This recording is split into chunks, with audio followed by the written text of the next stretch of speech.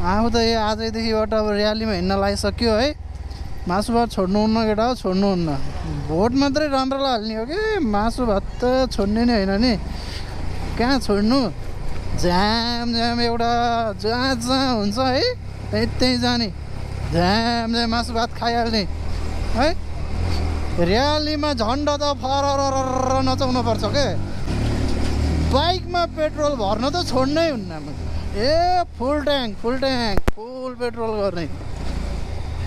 हाम्रो एउटै मात्रै लक्ष्य भनेको चाहिँ भोट चाहिँ दिने होइन, बाँकी त सब अब तिनीहरूलाई पनि चाहियो नि त यार, पुरानो त्यत्रो होइन वर्षौँदेखि आइरहेको मान्छेहरूलाई।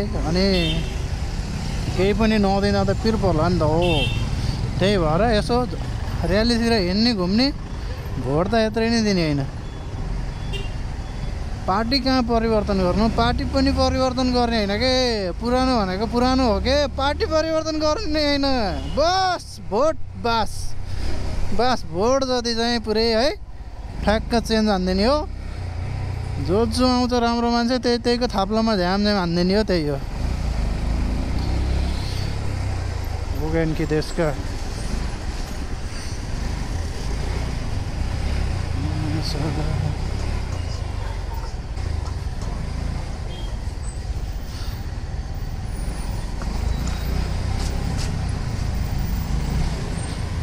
चलो चलो